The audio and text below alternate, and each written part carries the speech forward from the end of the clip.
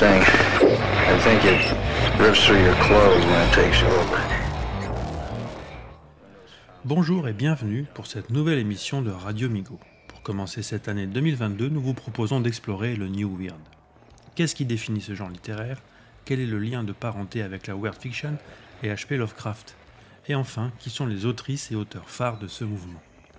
Pour répondre à ces questions et nous accompagner dans cette découverte, nous avons invité Marc Ankshaw, blogueur, auteur et doctorant du New Weird. Allez, c'est parti, bonne écoute. Bonsoir. Donc moi je suis Marc Ankshaw. Alors je suis doctorant en littérature, donc je travaille justement sur le New Weird dont je vais vous parler dans quelques minutes. Et à côté de ça, donc je suis blogueur sur le blog Les Chroniques du Chroniqueur et je fais partie de l'équipe du podcast de Mana et Plasma. Je sais qu'il y a des gens de Mana et Plasma dans le chat, donc coucou à eux. Alors, donc je vais vous parler ce soir, je vais vous parler du New Weird. Donc je vais commencer par vous dire que du coup je voulais parler de tout parce que je suis quelqu'un qui aime parler de tout, sauf que je ne vais pas pouvoir, donc j'ai dû faire quelques choix, mais de toute façon je ferai un article sur mon blog pour en parler avec pas mal de sources et tout, donc je pense que ça devrait être bon. De toute façon si vous avez des questions, n'hésitez vraiment pas à les poser. Donc d'abord je vais vous donner une définition du New Weird.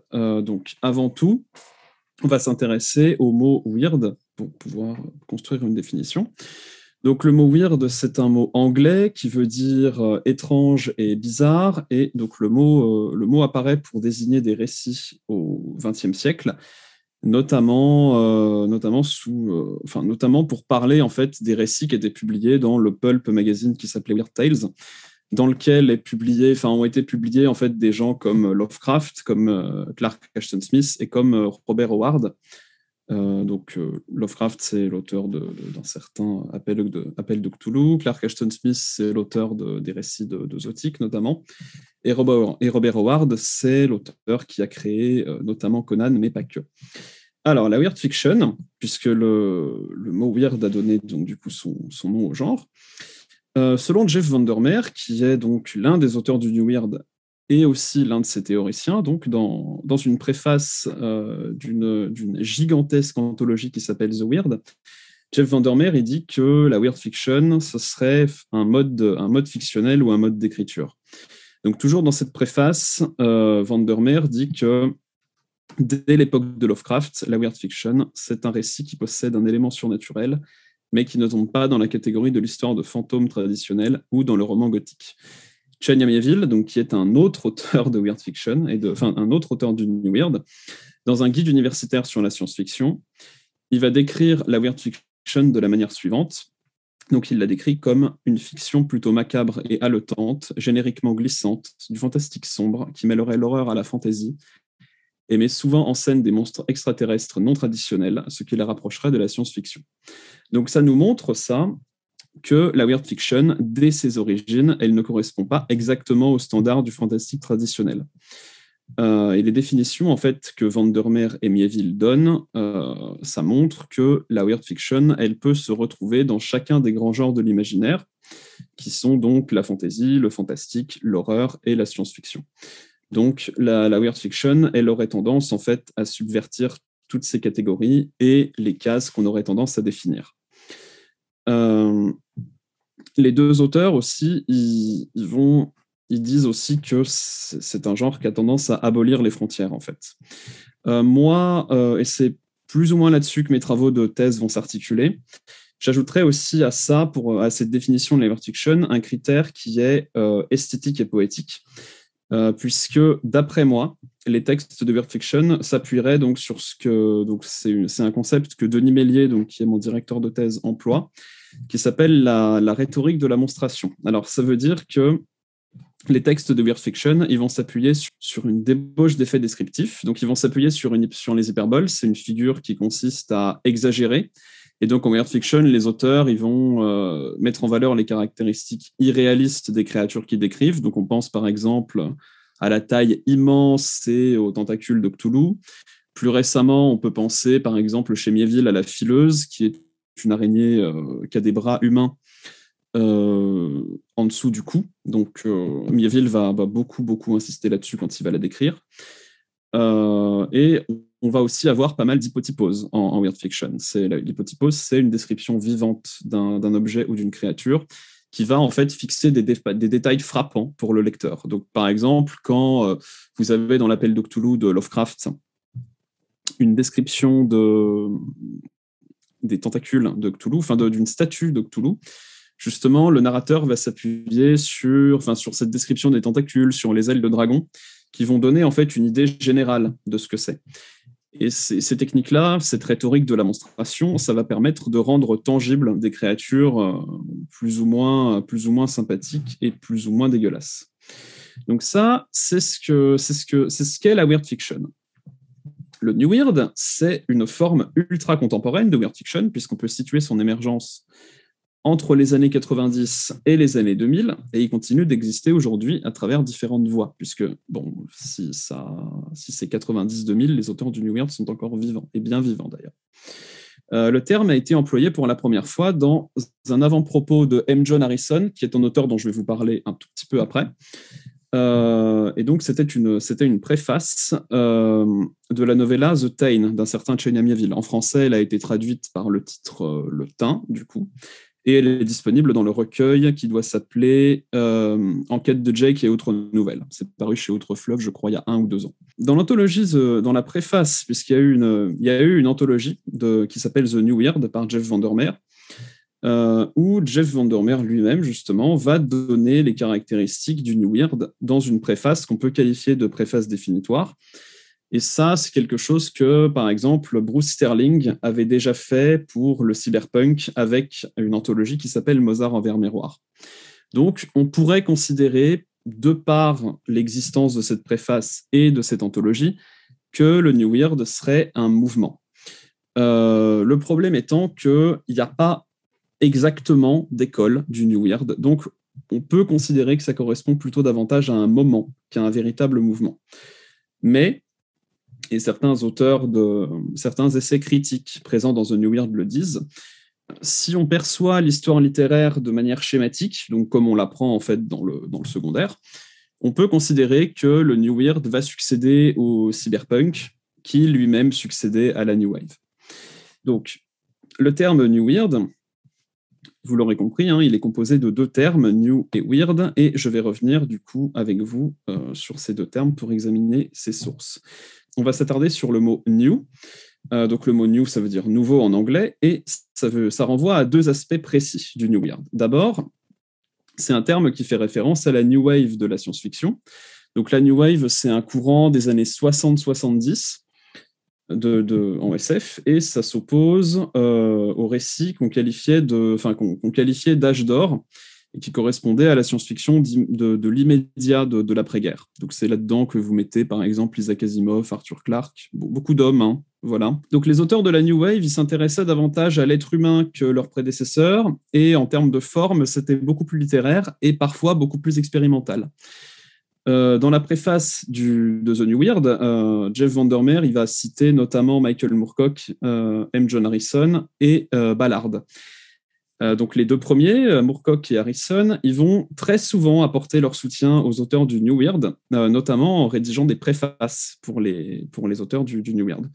Par exemple, Moorcock a signé un avant-propos très très beau d'ailleurs de La Cité des Saints et des Fous de Jeff Vandermeer, et Harrison, comme je l'ai dit un tout petit peu avant, il a préfacé The Tain de Mieville. À travers la New Wave, le New Weird va aussi récupérer certaines influences du coup des auteurs de la New Wave. Donc par exemple, il va récupérer, à travers Moorcock justement, il va récupérer Mervyn Peake, qui est l'auteur de Gormenghast, et il va récupérer aussi l'influence des décadents, donc du 19e siècle. Dans la préface de The New Weird, mais aussi dans la préface de la Cité des Saints et des Fous, donc Jeff Vandermeer et Michael Moorcock, ils vont mettre aussi en évidence l'influence de Jack Vance. Alors, le Jack Vance qui a écrit La Terre mourante, ils insistent en particulier sur La Terre mourante, puisque dans La Terre mourante, vous avez un mélange des genres et beaucoup de créatures plus ou moins étranges. Donc, le New Weird va récupérer du coup toutes ces influences-là et du coup va récupérer cette capacité à mélanger les genres et à expérimenter beaucoup. Je vous en reparlerai un tout petit peu après. Au cours du fil de discussion, parce qu'il y a eu un fil de discussion au début des années 2000, il y a eu un fil de discussion sur Internet qui cherchait en fait à définir ce que c'est, à donner une définition de ce que c'était le New Weird. Et donc pendant ce fil de discussion, M. John Harrison, dont on a parlé juste avant, il affirmait que le terme New Weird était quelque part meilleur que Next Wave, mais rien que l'existence en fait de ce terme Next Wave, ça aurait marqué aussi tout aussi bien le lien du New Weird avec la New Wave en fait. Et ensuite, donc ça c'est pour c'est le premier aspect du mot New dans New Weird. Le deuxième aspect, l'usage de New, en fait, ça permet au New Weird de s'opposer à, du coup, un Old Weird qui serait représenté, en fait, par Lovecraft, par Smith et aussi par d'autres auteurs comme Arthur Machen. Et en fait, ces auteurs-là, ils vont être complètement compris et en même temps plutôt rejetés par le New Weird. Et ça, on va d'abord pouvoir l'observer sur le plan politique, puisque bon, vous n'êtes pas sans savoir que Lovecraft a été ultra conservateur et plutôt très raciste pendant la majorité de sa vie. Donc ça, son biographe Esti Joshi l'explique et il le commente dans la biographie qui s'appelle « Je suis Providence ». Et Arthur Machen, c'était un catholique assez réac, on va dire ça comme ça. Les auteurs du New Weird, ils vont être très très opposés à ces auteurs-là sur le plan politique. Miéville en tête de liste, puisque Miéville est très engagé en politique et c'est un militant marxiste convaincu, on va dire ça comme ça.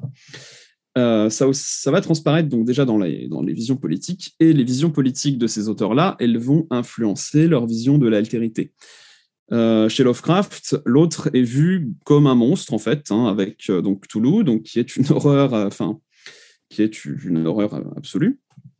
Et en fait, chez Lovecraft, il ne faut absolument pas se mélanger à l'autre sous peine de donner en fait des créatures ignobles. Donc c'est ce qu'on voit dans l'Abomination de Dunwich et dans Le Cauchemar d'Innsmouth. Chez Lovecraft notamment, l'altérité, elle va être perçue sous le prisme d'une fascination effrayée, et elle va être décrite de manière très très exagérée par des narrateurs en fait dont la psyché, elle va être marquée, très très marquée par tout ce qu'ils voient, en fait, toutes les horreurs qu'ils voient, et qu'ils ont du mal à transmettre. Mais en fait, ces narrateurs-là, ils sont marqués aussi par ce que Lovecraft en fait, c'est-à-dire des gens qui ont tout simplement peur de l'autre, en fait. Voilà. Chez les auteurs qui sont rattachés au New Weird, l'altérité, elle est beaucoup plus ambiguë. Elle va être beaucoup moins négative ou effrayante, mais elle va rester quand même très fascinante. Miéville, il va décrire des relations interespèces dans le roman qui s'appelle Perdido Street Station, donc à travers le couple que forment Isaac, donc, qui est un humain, et Lynn, qui est une Khepri, donc c'est-à-dire c'est une humanoïde en fait dont la tête est un scarabée. Alors ça ne veut pas dire qu'elle a une tête de scarabée, non, ça veut dire qu'elle a littéralement un scarabée à la place de la tête, l'insecte, en proportion, évidemment. Jeff Vandermeer dans Born, il va mettre en scène une créature tentaculaire qui donne son nom au roman, donc qui s'appelle Born. Et en fait, cette créature-là, elle va être adoptée par Rachel, enfin une humaine qui s'appelle Rachel, et qui va tenter de l'élever comme un enfant humain, donc malgré son étrangeté, ses capacités surnaturelles et le fait qu'il mange beaucoup de choses, dont des lézards et dont des gens. Donc voilà, essayez d'imaginer ce que c'est d'élever un enfant qui est en fait une sorte de mini Cthulhu vorace. C'est sans doute le roman montre que c'est particulièrement difficile. Donc les deux auteurs vont décrire aussi des monstres comme figures antagonistes. Donc Miéville va décrire des gorgones qui peuvent vider un corps de son esprit, et un ours géant, et Vandermeer va décrire un ours géant qui s'appelle Mord. Alors il faut savoir que Mord est un ours géant. Bon, c'est déjà pas mal, mais c'est un ours géant qui vole et qui peut tirer des lasers. Voilà, c'est pas une blague, c'est vraiment ça. Cependant, ces créatures-là, en fait, au-delà de leur aspect monstrueux et assez pulpesque, quand même, elles sont soit exploitées pour fabriquer de la drogue qui va être revendue très très cher, ça c'est pour les gorgones de Miéville, soit en fait on va apprendre que c'est des êtres humains qui ont été transformés à la suite d'expériences particulièrement inhumaines et particulièrement dégueulasses et particulièrement et évidemment pas consenties dans le cas de Mord. Donc du coup l'altérité du New Weird en fait elle va être tout aussi fascinante que celle du Old Weird, mais en fait elle va apparaître beaucoup plus humaine. Ensuite, le New Weird il va rompre sur le plan formel avec le Old Weird.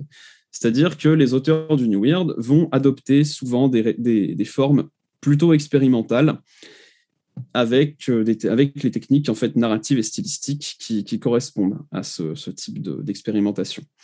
Donc, par exemple, dans La Cité des Saints et des Fous, Jeff Vandermeer, il va jouer très allègrement avec la métatextualité. Donc, ça veut dire que... Alors, la métatextualité, c'est... Il fait des mises en abîme littéraires dans ses textes. Donc, ça veut dire qu'il va, par exemple, se mettre lui-même en scène dans les prisons de la ville qu'il invente. Donc, ça veut dire qu'à un moment, dans La Cité des Saints et des Fous, vous allez voir un prisonnier qui s'appelle Jeff Vandermeer, qui est persuadé que Ambre Gris n'existe pas pour une raison très simple. Il possède un bouquin qui s'appelle La Cité des Saints et des Fous. Voilà.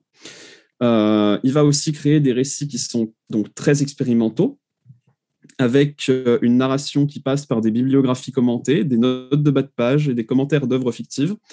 Ce qui veut dire que vous devez, quand vous lisez La Cité des Saints et des Fous, vous devez faire attention à la fois au texte que vous avez sous le nez, mais aussi à tout ce qui peut être en fait commenté. C'est assez ardu. Livia Llewellyn, qui est une autrice de weird fiction contemporaine, elle va, adopter le point de vue d'un prédateur d'outre-espace, donc d'une créature un peu monstrueuse et dégueulasse à la Cthulhu. Mais en fait, elle va adopter son point de vue et elle va utiliser des phrases qui sont extrêmement longues, avec une structure qui est très, très fracturée. Et ça, c'est dans la nouvelle « Et l'amour n'aura point d'empire ». Et donc, c'est un texte qui montre en fait comment une créature s'acharne sur tout un tas de gens, dont une femme. Et elle va utiliser aussi énormément de répétitions dans la nouvelle qui s'appelle Allochthone, pour montrer que son personnage est enfermé dans une boucle temporelle. Chania Miéville, côté expérimentation, il fait de l'expérimentation aussi, par exemple, mais c'est surtout dans ses nouvelles. Par exemple, dans Compte rendu de certains événements survenus à Londres, justement, il va insérer des lettres manuscrites. Donc, ça veut dire que vous avez la typographie classique d'un objet-livre classique, mais vous allez aussi avoir une imitation de lettres manuscrites et aussi des imitations de comptes rendus d'une séance d'une organisation secrète, voilà, qui surveille les rues de Londres pour vérifier que des rues sauvages et conscientes n'émergent pas. Voilà. Donc, si la New Wave, elle va être considérée par Jeff Vandermeer comme le cerveau du New Weird, l'horreur contemporaine, elle va être vue comme son cœur battant d'ailleurs.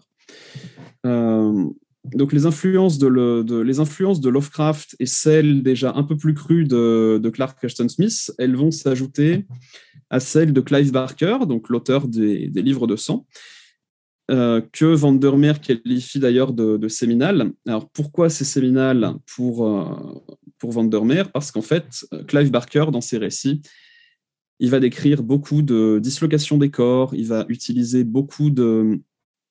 beaucoup utiliser le registre grotesque qui est très, très, très présent en weird fiction. Et ça va déboucher, en fait, toute cette thématique par rapport aux transformations du corps et au grotesque, ça va déboucher dans le New Weird sur plusieurs topoi. Donc, à savoir le motif de de la métamorphose, celle de l'hybridation. Donc, vous allez avoir des gens qui vont se mélanger à d'autres choses, et de la contamination, donc avec des possessions, des personnages qui tombent malades et qui se transforment, ce genre de choses. Donc ces influences, elles sont mises en évidence dans la définition du New Weird par Vandermeer, que je vais en fait copier dans le chat et que je vais ensuite vous lire. Donc le New Weird, pour rappeler donc la définition de Vandermeer, c'est un genre de fiction qui prend place dans un cadre urbain, ça j'y reviendrai juste après, au sein d'un monde alternatif qui subvertit les idées fantasmées à propos des espaces que l'on peut trouver en fantaisie traditionnelle, notamment en choisissant des modèles réalistes et complexes du monde réel comme point de départ pour des décors qui peuvent combiner des éléments de science-fiction et de fantasy. Donc là, déjà, cette partie de la définition, elle montre que, elle met en évidence le mélange des genres, mais aussi le fait que le New Weird s'attelle à faire des choses un peu compliquées. Le New Weird est une nature viscérale et instantanée qui mobilise souvent des éléments d'horreur surréalistes ou transgressifs pour son ton, son style ou ses effets, combinés avec le stimulus de l'influence des auteurs de la New Wave ou de leurs représentants. Cela inclut des précurseurs comme Mervyn Peake et les décadents français et anglais. Les fictions du New Weird sont très au fait du monde contemporain, même de manière déguisée, mais pas toujours de manière ouvertement politisée. Comme faisant partie de cette conscience du monde moderne, le New Weird s'appuie, pour son pouvoir visionnaire, sur un abandon à l'étrange, qui n'est pas, par exemple, enfermé dans une maison hantée dans les Landes ou dans une grotte en Antarctique. Cet abandon, ou croyance, de l'auteur peut prendre plusieurs formes, certaines d'entre elles incluant même l'usage de techniques postmodernes qui ne sapent pas la réalité de surface du texte. Donc, dans cette partie-là de la définition, vous allez avoir plusieurs choses très intéressantes, notamment la partie sur le fait que ce n'est pas forcément toujours de manière ouvertement politisée. Ça montre que, quand même, ça aborde beaucoup de thématiques politiques. Ensuite, vous avez une référence à Lovecraft, qui est donc, quand il parle de la grotte en Antarctique, c'est une référence... Allez, j'oublie les titres...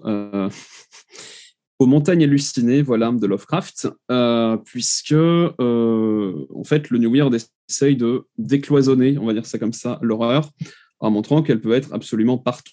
Elle n'est pas dans des lieux isolés, elle peut être dans des villes, et même dans des villes très, très, très peuplées. Enfin, d'ailleurs, la dernière phrase, qui parle de techniques postmodernes, ça montre que, justement, les auteurs du New Weird ont tendance à expérimenter. Alors, ils ne le font pas tous, hein, j'en parlerai tout de suite, j'en parlerai un petit peu plus tard, mais certains d'entre eux expérimentent. Ensuite, maintenant, je vais m'intéresser de manière un petit peu plus précise au lien du New Weird avec ses sources, notamment Lovecraft. Donc, de la même manière que Lovecraft ou Clark Ashton Smith, les auteurs du New Weird, ils décrivent leurs créatures surnaturelles avec une multiplication de détails assez costaud, et ça vise en fait à donner une idée très précise de ces créatures-là. Les auteurs du New Weird, les choix narratifs et stylistiques qu'ils vont faire, ça peut être utile. Ça peut être vu en fait comme la modernisation de certaines techniques que leurs prédécesseurs utilisaient déjà. Puisque par exemple, je vous ai parlé du fait que Mieville mobilise beaucoup. Dans certaines nouvelles, Mieville va mobiliser des lettres manuscrites et des comptes rendus. Lovecraft avait déjà utilisé ça, donc c'est ce qu'on appelle de la polytextualité, et c'est de l'insertion en fait de texte dans un cadre narratif. Et Lovecraft l'utilise déjà ça dans l'Appel de Cthulhu. Et aussi dans celui qui chuchotait dans les ténèbres, puisque dans ces nouvelles-là, dans l'Appel de Cthulhu, vous allez avoir une narration qui va se construire sur des manuscrits que le narrateur retrouve. Et dans celui qui chuchotait dans les ténèbres, vous allez avoir des échanges de lettres entre le narrateur et un interlocuteur qui est, ma foi, de moins en moins humain. Mais voilà, je ne vous spoilerai pas cette nouvelle-là. Après, une autre influence qu'on aurait tendance à oublier, alors que elle est fondamentale aussi, au-delà de celle de Lovecraft et de Smith, et donc de l'horreur cosmique, c'est l'influence de Franz Kafka, qui est l'auteur de Dans la colonie pénitentiaire, Le Château ou La Métamorphose. Puisqu'en fait, l'univers de Franz Kafka, c'est souvent des enfers sociaux, en fait. Il décrit des sociétés qui sont absolument abominables, et il va mobiliser une forme d'absurde. Et en fait, cette combinaison de l'enfer social et de l'absurdité, ça va donner des choses qui sont cauchemardesques. Certains auteurs de Weird vont d'ailleurs plus se souvenir de Kafka que de Lovecraft, avec par exemple Karin Tidbeck ou Lina Kron, dont je reparlerai un petit peu après. Un autre lien de continuité entre le New Weird et le Old Weird, c'est le mélange des genres, puisque Howard Phillips Lovecraft, comme pour ne pas le nommer, il mélangeait déjà horreur et science-fiction dans certains de ses récits, comme L'Appel de Cthulhu, La couleur tombée du ciel ou Les montagnes hallucinées, et il mobilisait déjà un registre grotesque pour ses descriptions de créatures surnaturelles qui rendent notoirement fous les gens qui les voient. On peut considérer que le New Weird va un poil plus loin que ses prédécesseurs, puisqu'il va se situer dans des mondes alternatifs qui peuvent être industrialisés et qui peuvent être dotés d'une esthétique steampunk. Donc, par exemple, vous avez des mondes qui vont être industrialisés. Donc, par exemple, le Balag de Chain Amieville, donc le cycle, on va dire ça comme ça, qui comprend Perdido Street Station, c'est un monde industrialisé. Aquaforte de KG Bishop, c'est un monde industriel aussi. Et La Cité des Saints et des Fous de Jeff Vandermeer, c'est un monde industriel aussi. Ensuite, les auteurs du New Weird, ils vont souvent mettre en scène des villes qui deviennent des emblèmes de leur univers. Ça, on le voit surtout chez Vandermeer avec Ambre Gris et chez Mieville avec Nouvelle Crobuzon. Les créatures que les auteurs du New Weird, elles vont être hybrides et elles vont être marquées par leur aspect particulièrement grotesque. Donc, on peut citer la fileuse de Chain Amieville. Donc, c'est une araignée qui est dotée d'une paire de bras humains et qui est capable de parler. Alors, elle est aussi capable de voyager entre les dimensions et elle peut vous arracher les oreilles littéralement pour exprimer son amitié envers vous. Voilà, ne la rencontrez pas, c'est pas forcément une bonne idée. Il y a aussi les champignons de Jeff Vandermeer, qui sont des humanoïdes fongiques. Ça non plus, je ne vous conseille pas forcément de les rencontrer, puisqu'ils sont capables d'enlever toute la population d'une ville en une nuit, sans laisser de traces. Voilà, bonne chance. Et on a aussi la vermiforme chez Steve Swainston, qui est une créature métamorphe, qui est composée de plusieurs milliers, voire millions de vers. Enfin, vers les lombriques, hein, pas autre chose. Donc, c'est assez étrange aussi. Et donc, cet aspect grotesque et hybride du New Weird, on le retrouve déjà chez Lovecraft, avec des créatures qui mêlent différentes formes de vie. Donc, on a l'être humain, le dragon et la pieuvre pour Cthulhu, l'ordre végétal et animal pour les anciens des montagnes hallucinées, et les reptiles, les mollusques et les mammifères pour Wilbur Whateley de l'abomination de Dunwich. Mais le New Weird, il va prolonger en fait l'aspect grotesque. On peut dire qu'il y a une espèce de surenchère du grotesque. Ensuite, les auteurs du New Weird, ils vont faire des clins d'œil à leurs prédécesseurs en fait, là aussi, ça va être pour établir une continuité entre eux et leurs prédécesseurs. Et ça montre en fait qu'ils ont une conscience historique aiguë. Alors, quelques exemples de ces clins d'œil. Dans l'incipit du roman qui est magnifique et que je vous conseille vraiment, Les Scarifiés de China Mieville, dans cet incipit, Mieville, il va décrire les profondeurs d'un océan et il va évoquer, je cite, « des présences entre mollusques et divinités patiemment tapis sous 12 000 mètres d'eau ». Donc ça renvoie de manière complètement explicite à Cthulhu.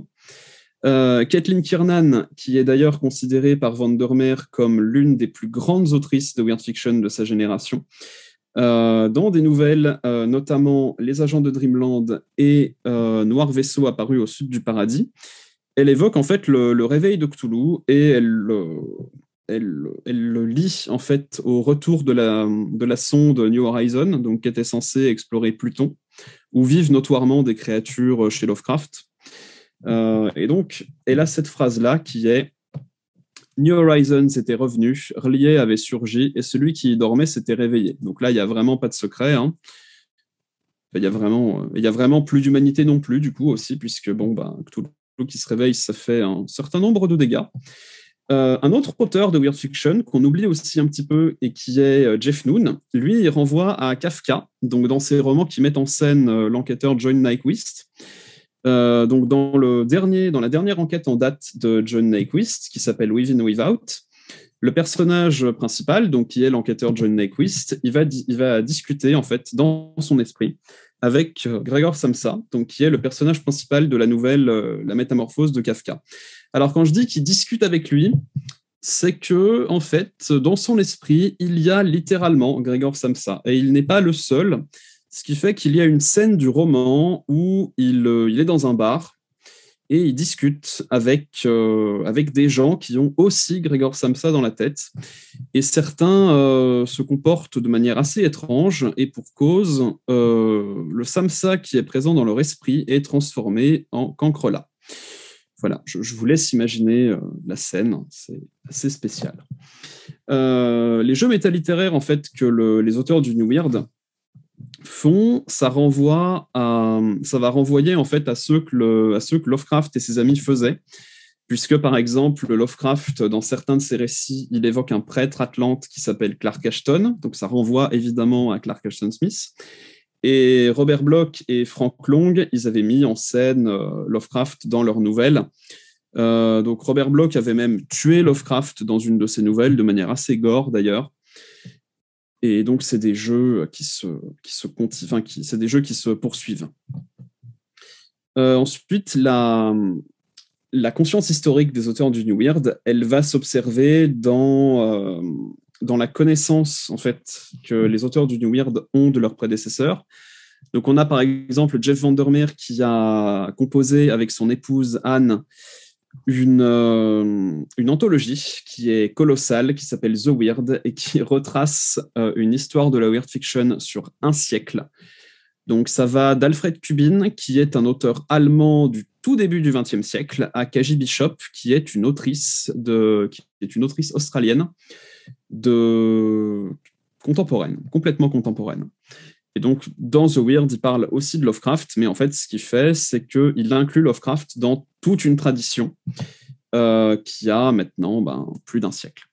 On peut aussi observer cette conscience historique chez Miéville, puisque Miéville il a rédigé une préface d'une réédition des Montiennes hallucinées de Lovecraft, et il a aussi écrit un article sur la weird fiction pour le Routledge Companion to Science Fiction, dans lequel il évoque donc Lovecraft et Smith, mais aussi Algernon Blackwood, Arthur Machen, William Hodgson, M.R. James et C.L. Moore, qui sont des auteurs que Lovecraft connaissait, soit personnellement, soit qu'il les avait lus. Et donc Miéville les connaît aussi.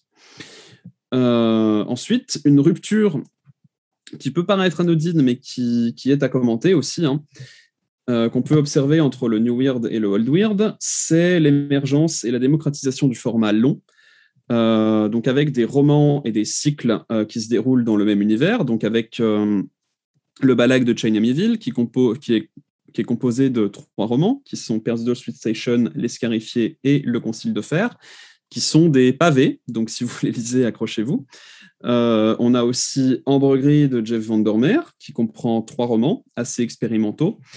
Steph Weinstein, elle a publié une pentalogie, et Sabrina Calvo, elle publie des romans. Parce que oui, la weird fiction existe en France, je vous en parlerai tout de suite après. Mais cette différence, en fait, dans la démocratisation du format long, elle peut s'expliquer dans le fait que la weird fiction, elle a d'abord été publiée en magazine, enfin, dans les pulps, comme Weird Tales, et qu'aujourd'hui, en fait, ça existe encore, mais moins, et on écrit plutôt des romans.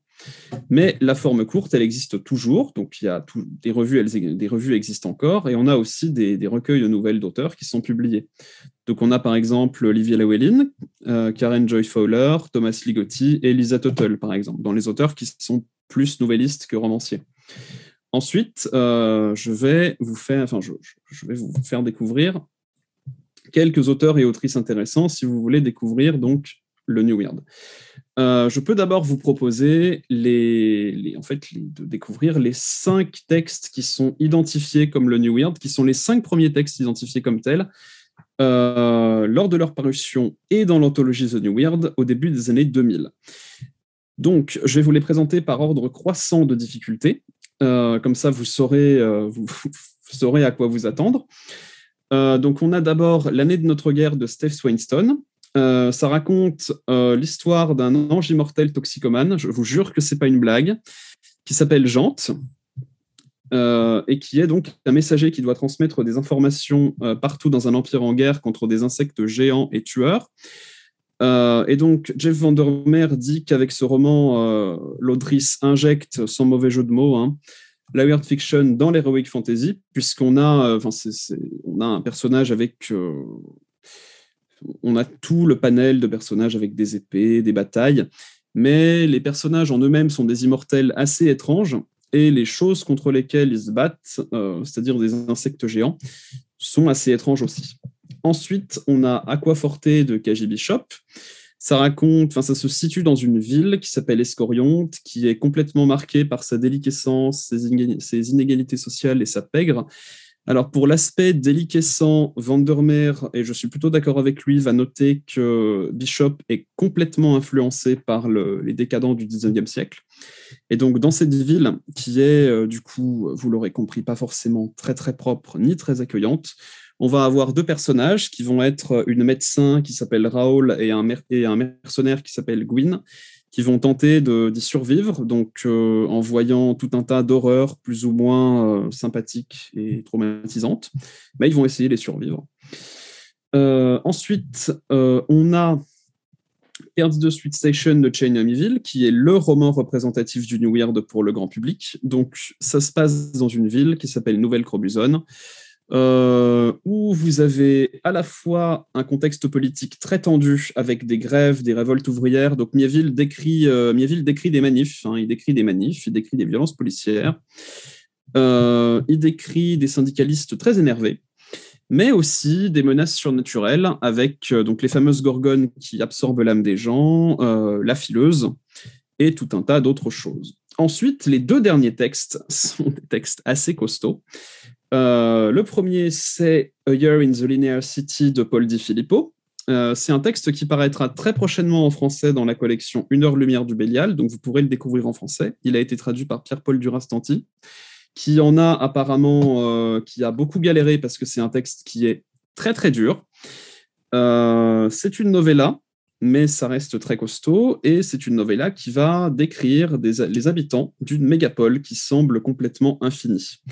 Paul Di Filippo, c'est un auteur assez particulier puisqu'il a deux révolutions de l'imaginaire à son actif. La première, c'était avec Ribofunk, qui a fondé le genre du biopunk.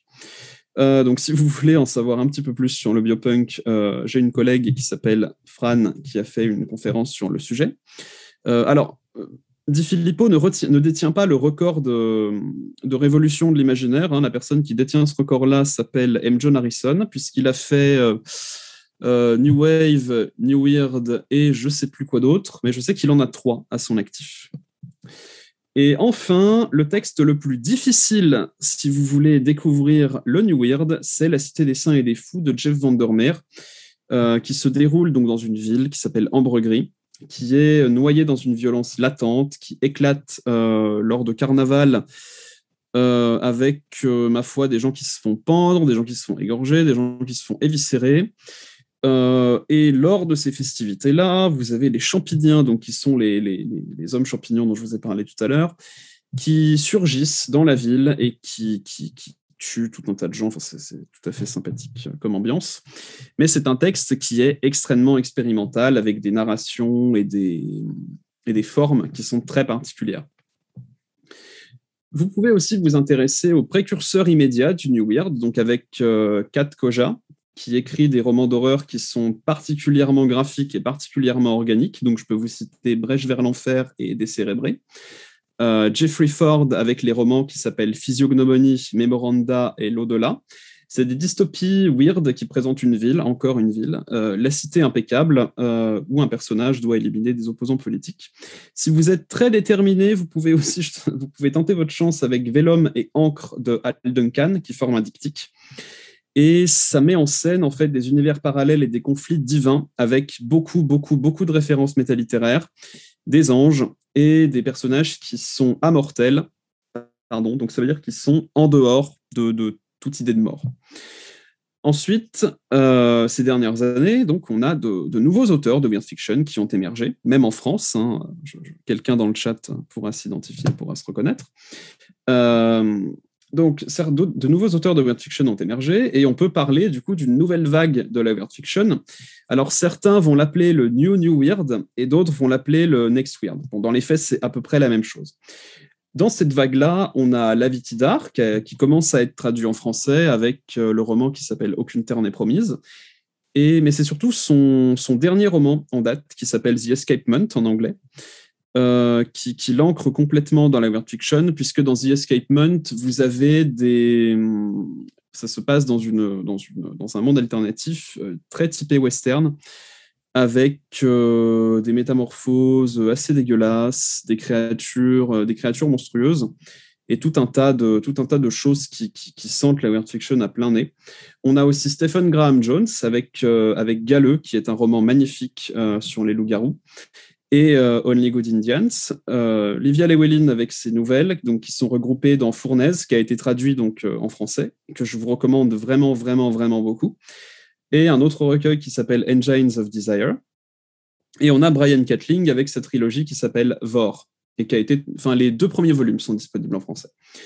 Ensuite, enfin, je vais vous parler donc de la weird fiction en France et un petit peu ailleurs, puisque Vandermeer lui-même le note, et il l'intègre dans The Weird. La weird fiction n'existe pas que dans le monde anglophone.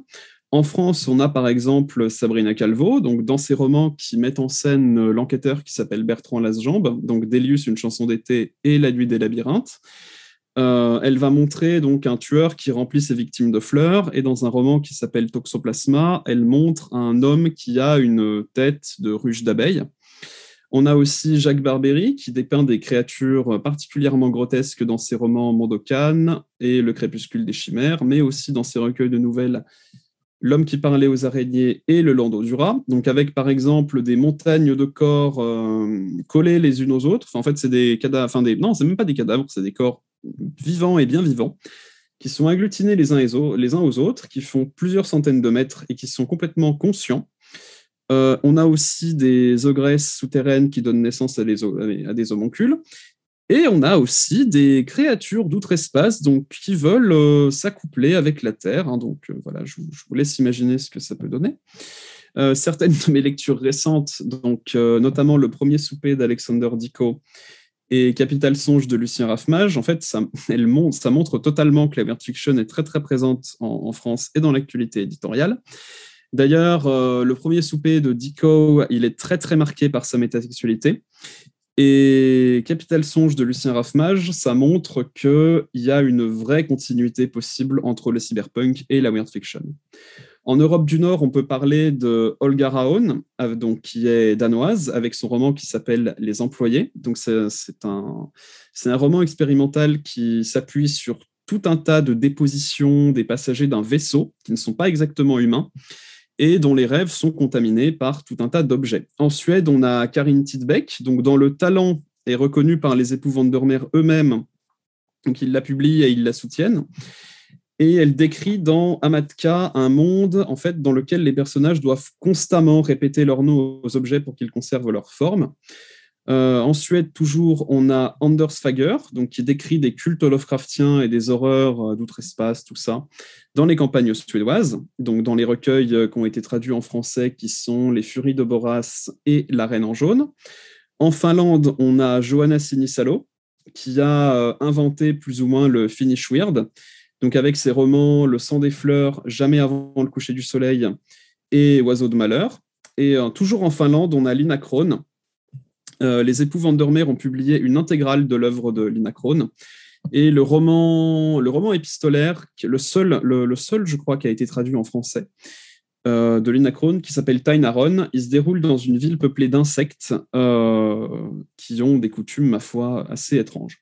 En Espagne, donc beaucoup plus proche de nous, on peut compter Rafael Sanchez Pignol avec des romans comme La peau froide, donc, qui décrit des créatures aquatiques qui assaillent des gens qui sont reclus dans un phare, ou encore Fungus, le roi des Pyrénées, où on voit un militant anarchiste qui donne vie à des champignons géants et anthropomorphes pour mener la révolution. C'est tout un programme.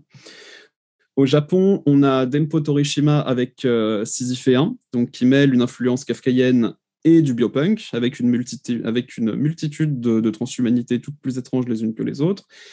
Et à Taïwan, on a un auteur qui s'appelle Cho Ta-Wei, qui s'oriente parfois vers la weird fiction, avec certaines des nouvelles qui sont présentes dans le magistral recueil qui s'appelle Perle, et que je vous recommande beaucoup. Notamment L'après-midi d'un faune, mais aussi, attention, titre très long, Au fond de son œil, au creux de ta paume, une rose rouge va bientôt s'ouvrir. Voilà. Donc, on a vu que le New Weird, c'est une itération ultra contemporaine de la weird fiction qui assimile des influences Lovecraftiennes pour les mêler à d'autres sources, telles que la New Wave ou l'horreur grotesque, pour créer des formes d'altérité radicale dans des mondes parfois gigantesques, avec un propos davantage progressiste et des techniques littéraires et narratives plus modernes. Donc, je rappelle à toute fin utile que j'écrirai un article complet à partir de cette conférence sur mon blog avec des sources. Et j'espère que cette petite conférence sur la weird fiction et sur le New Weird a pu vous intéresser. Voilà. Donc, et merci encore à l'association Miskatonic de m'avoir accueilli. One other thing, I think it rips through your clothes when it takes you over. Windows found some shredded long johns, but the name tag was missing. They could be anybody's.